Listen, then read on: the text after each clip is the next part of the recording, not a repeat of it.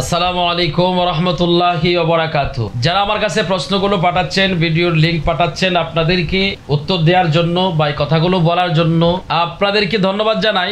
এবং যারা আমাদের ফ্যান ফলোয়ার আছেন তাদেরকেও আমরা মুবারকবাদ জানাই, যেহেতু আপনারা বিভিন্ন রকমের বিষয় আপনারা আমাদের কাছে বলেন, প্রশ্ন করেন, প্রশ্নের জবাব নেওয়ার জন্য আপনারা আমাদের কাছে কথাগুলো পাঠান। সম্প্রতি আপনারা যে বিষয়টা আমাদের কাছে পাঠাইছেন বা আপনারা বলছেন যে কথাগুলো জবাব দেওয়ার জন্য, বিশেষ করে যে রফিকি একটা ছেলে, ইয়াং বয়সের একটা ছেলে, সে প্রথমত দেওবন্দি আকীদার ছিল, কওমি মাদ্রাসায় পড়াশোনা করেছে, তো সেখান থেকে সে দল ত্যাগ করে আবার আহলে সুন্নাত ওয়াল জামাতের সুশীতল ছায়াতলে আসছে। আবার তার স্বার্থ হাসিলের পর আবার সে নিজের জায়গায় সে নিজে আবার ব্যাক করছে, গর্তের সাপ আবার গর্তের ভিতরে ঢুকে পড়েছে। তো তার ব্যাপারে আমাদের আসলে কথা বলার কোনো রুচি নাই, কিন্তু আপনারা যেহেতু আমাদেরকে প্রশ্ন করেন আর আপনাদের প্রশ্নের জবাবটা আমরা দিতে হয়, কারণ আপনারা আমাদেরকে ভালোবাসেন, এই জন্য আপনাদের উত্তরগুলো দিতে হয়। আপনাদের কথার উত্তর না দিলে আপনারা হয়তো আমাদেরকে মনে করবেন যে আমরা উত্তরগুলো দিচ্ছি না কেন।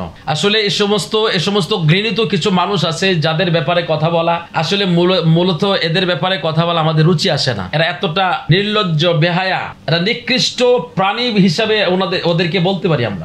আমি কিন্তু পূর্বের ভিডিওতে বলেছিলাম, সে যখন দল ত্যাগ করেছে ওই ভিডিওতে বলেছিলাম, এর আগেও আমি অনেকবার বলেছি তার ব্যাপারে, অনেকবার বলেছি। এরপরও আপনারা যেহেতু আবার বলার জন্য আবার আপনারা ফোর্স করতেছেন, এই জন্য কথাগুলো আবার বলছি। এখন আপনারা হাতে নাতে তার প্রমাণগুলো দেখছেন। আসলে যে যারা নবীর দুশ্মন, তারা জাতির দুশ্মন, তারা দিন ধর্মের দুশ্মন, তারা হচ্ছে ইনসানিয়াতের দুশ্মন। আপনারা দেখুন, আমি বারবার করে বলে আসছি, এদের চরিত্র ভালো হয় না। যারা নবীর সাথে দুশ্মনী করে, যারা বেয়াদব, এই বেয়াদবদের শুরু থেকে তাদের মধ্যে ভেজাল থাকে, তাদের ক্যারেক্টার ভালো থাকে না, তারা চরিত্রহীন হয়। আর সেটার প্রমাণ তো যুগ যুগ ধরে আপনারা দেখে আসছেন।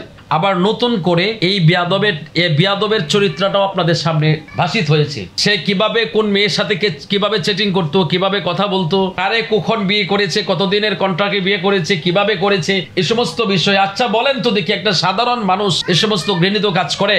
একজন সাধারণ একটা রিক্সাওয়ালাকে আপনি জিজ্ঞাসা করে দেখেন, এই সমস্ত কাজ একটা রিক্সাওয়ালাও করবে না। একটা রিক্সাওয়ালাও এরকম ঘৃণিত কাজ করবে না, নিকৃষ্ট পর্যায়ের কাজ সে করবে না। কিন্তু সে টুপিওয়ালা, দাড়িওয়ালা, পাগড়িওয়ালা, সে একজন আলেম, সে একজন বক্তা, মাঠের মধ্যে ফিল্ডে বক্তৃতা দেয়, মানুষদেরকে ইন্সপায়ার করে, বোঝায়, ইসলাম বোঝায়, দিন বোঝায়, পরকাল বোঝায়, জান্নাতের কথা বলে, জাহান্নামের কথা বলে, হারাম হালালের কথা বলে। কিন্তু তার মতো ব্যক্তি এ সমস্ত কুকর্মের ভিতরে লিপ্ত। আপনারা বলেন, এটা কি কোনো আলেমের চরিত্র হতে পারে? এটা কোনো আলেমের কাজ হতে পারে? এই জন্য আমরা বলি, নবীর দুশ্মন যেগুলো, এদের চরিত্র কখনো ভালো থাকে না। এরা চরিত্রহীন লম্পট। এই লম্পটদের ব্যাপারে কি বলবো ভাই বলেন? এটা আমি আপনাদের উপরে ছেড়ে দিলাম। এগুলো আমাদেরকে দিয়ে বলায়েন না, কারণ আমরা এই নিকৃষ্ট প্রাণীদের কথা বলতে চাই না। আপনারা বিভিন্ন রকম ভাবে ফেসবুকে লাইভ দিয়েও বলতে পারেন, বিভিন্ন রকম এখন প্ল্যাটফর্ম আছে, বলার মতো সুযোগ আছে, আপনারা বলেন। আমি আমার প্রিয় ভাইদেরকে বলবো, যারা আমাদের কাছে ভিডিওগুলো পাঠাচ্ছেন, আপনারা তো চাইলে প্রতিবাদ করতে পারেন না? আপনারা তার কুকীর্তিগুলো দিয়ে মানুষের সামনে তার খোলসটা পরিষ্কার করে দেন, তার ভিতরটা পরিষ্কার করে দেন, তার সে যে চরিত্রহীন লম্পট, এটা মানুষের সামনে প্রকাশ করে দেন। এটাই তো হয়। এগুলো তো আমাদের দিয়ে কথা বলেন কেন আপনারা? এরপরে যেহেতু আপনারা রিকোয়েস্ট করেছেন, আমাদের কাছে প্রশ্নগুলো করেছেন, ভিডিওর লিঙ্ক পাঠাইছেন, এজন্য আপনাদের কথাগুলো আমাদেরকে বলতে হচ্ছে। আমি অবশেষে সকলকে এটাই সতর্ক করব, আপনারা দেখবেন আজ পর্যন্ত এটা একেবারে সত্য, চিরন্তন সত্য কথা, কোনো সন্দেহ নাই। যারা নবীর সাথে বেয়াদবি করে বা করেছে, প্রত্যেকটাকে আল্লাহ তাআলা তার চরিত্রকে সমাজের সামনে প্রকাশিত করে আল্লাহ তাকে লজ্জিত করে, ছোট করে, তার সম্মানকে আল্লাহ ধূলিসাৎ করে দেয়। এই জন্য আপনাদের মতো যারা আছে, আপনাদেরকে স্মরণ করে দেই এবং আপনাদেরকে একটু পরামর্শ দেই, এই সমস্ত কাজ থেকে ফিরে আসুন, এই সমস্ত কাজে জড়িত হবেন না। আল্লাহ তাআলা এতটাই দয়ালু, বান্দার সমস্ত গুনাহ, দেখুন এমন কিছু প্রাইভেট গুনাহ আছে যেটা আপনার স্ত্রী পর্যন্ত জানে না, এমন কিছু প্রাইভেট গুনাহ আছে আপনার সন্তান জানে না, কিন্তু আল্লাহ তাআলা জানে, এরপরও আল্লাহ তাআলা লুকায় রাখছে। কিন্তু এই চরিত্রহীন লম্পটগুলোর চরিত্রগুলো আল্লাহ কেন প্রকাশ করে দেয়? কেন করে দেয়? এই জন্য করে দেয়, কারণ তারা আমার নবীর সাথে বেয়াদবি করে। তো নবীর সাথে যারা বেয়াদবি করে, ওলিদের সাথে যারা বেয়াদবি করে, আল্লাহ তাআলা তাদের সম্মান কখনো রাখেন না। এই জন্য তোকে বলছি রফিক, তোকে বলছি, তোর এখনো সময় আছে। তুই আসলে কোন দলকে সাপোর্ট করস বা কোন দলের? তুই তো ওই দলে ছিলি, সেখান থেকে আবার ব্যাক করলি, আমার আহলে সুন্নাত ওয়াল জামাতে আসলি, আবার এখান থেকে আবার ব্যাক করলি, এখন আবার তুই নতুন করে কোন দলে যাচ্ছিস, যেতে চাইতেছিস? ভাই তোকে বলছি, ভাই তুই এক কাজ কর, তুই একটা দল ভালো করে ফাইনালে সিলেক্ট কর, তুই একটা দলের অনুসরণ কর, একটা মানহাজে থাক, একটা দলের সাথে থাক। তুই সুন্নি জামাতে আসার পরে তাদের বলৎকারের কথা তুই প্রকাশ করেছিস, তাদের কুকীর্তির কথা প্রকাশ করেছিস, তাদের চরিত্রহীন তারা, লম্পট তারা, তাদের কথাগুলো তুই বিভাবে প্রকাশ করেছিস। এখন আবার এখান থেকে তুই ওনাদের হাতে আবার হাত দিয়েছিস, হাত দিয়ে আবার বলছিস যে সুন্নিরা কি করে, মাজার পূজা করে, শিরকি গান বাদ্য এগুলো করে, তুই এগুলো নিয়ে আবার প্রচার করতেছিস। তুই আসলে তোর চরিত্র তো ভাই আসলে ভালো না। তুই যে নিকৃষ্ট চরিত্রহীন লম্পট, এটা জাতি তো আগে বুঝে না, এখন বুঝতেছে, কিন্তু আমরা তো বুঝতে পেরেছি শুরুতেই। তুই যখন মিডিয়াতে এই কথাগুলো বলতি তখনই আমার তোকে নিয়ে সন্দেহ হয়েছিল, যার কারণে তোর কোনো প্রশংসা আজ পর্যন্ত আমি হাসান বিল্লাহর মুখ থেকে কোনো মিডিয়াতে, কোনো সোশ্যাল মিডিয়াতে বা কারো কাছে তোর প্রশংসা করেছি একটা মানুষকে তুই দেখাইতে পারবি না। আমি কখনো করি নাই, কিন্তু তরে অনেকে প্রশংসা করেছে যারা আমার সহজ সরল ভাইয়েরা।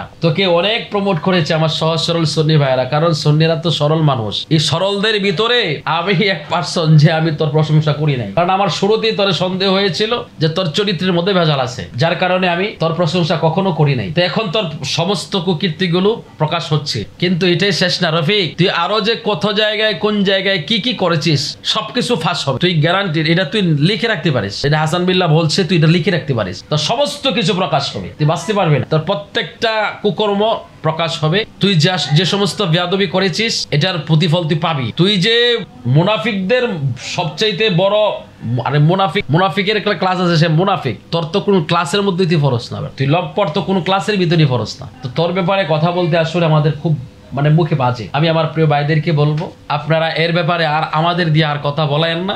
এই ব্যাপারগুলো আপনারা একটু মিডিয়াতে প্রচার করেন, আপনারা প্রতিবাদ করেন, লাইভে এসে প্রতিবাদ করেন, বিভিন্ন রকম ভাবে আপনারা ভিডিও কন্টেন্ট তৈরি করে প্রতিবাদ করতে পারেন। আপনারা আপনাদের মতো করে প্রতিবাদ করেন। এই লম্পটকে যেখানে পাবেন আপনারা একটা ঘন দোলাই দিয়া এই লম্পটকে সোজা করে দিবেন, কারণ এই চরিত্রহীন লম্পট, এই সমস্ত লম্পটেরা একাই কিন্তু জাহান্নামে যাবে না। এই সমস্ত লম্পটেরা আর হাজারো মানুষকে নিয়ে যাবে।